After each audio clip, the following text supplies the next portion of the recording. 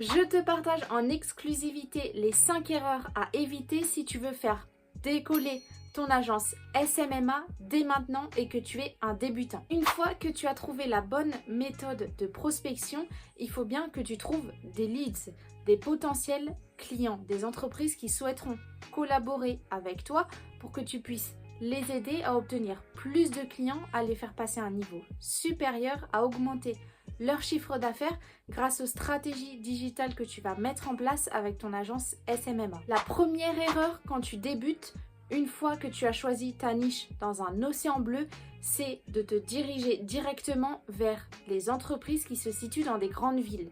Le problème, c'est que même si tu es dans un océan bleu, ces entreprises ont potentiellement été déjà contactées par des agences, donc ton taux de résultat va être plus faible.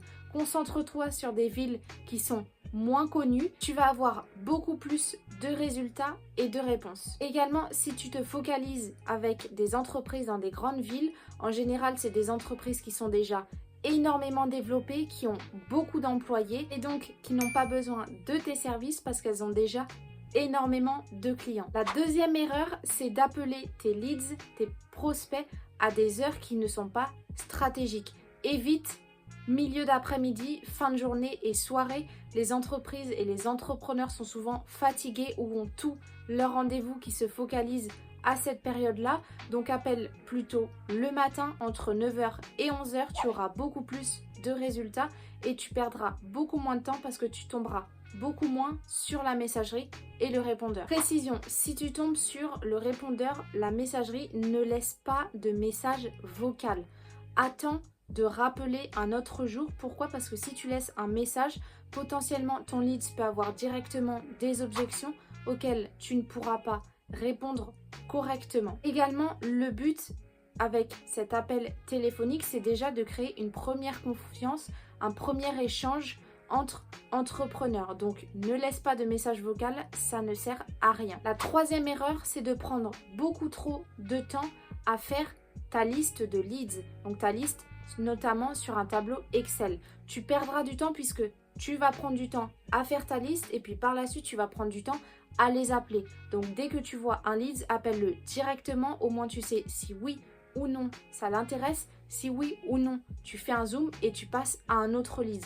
Ici tu vas passer énormément de temps à faire ta liste pour après les appeler, c'est un temps de perdu, c'est dommage. La troisième erreur, c'est de faire trop de tri quand tu cherches des entreprises dans ta niche. Puisque quand tu vas les chercher, tu vas en trouver une très grande liste. Le principal, c'est de les appeler toutes. Donc certes, fais un petit tri pour pas prendre de trop petites entreprises qui n'auront pas les moyens de se payer tes prestations, mais ne perds pas non plus de temps à aller regarder profondément le site internet, le Facebook et le Instagram. Tu vas perdre énormément de temps alors que potentiellement la personne peut te dire après cette recherche, bah non, je ne suis pas intéressée par tes services. Donc tu auras perdu 15 minutes à regarder tout ça pour que potentiellement la personne te donne une réponse négative. Donc tu te fais des étapes en trop qui ne servent à rien. Regarde en surface ses réseaux sociaux et son site internet juste pour voir si c'est pas une trop petite entreprise,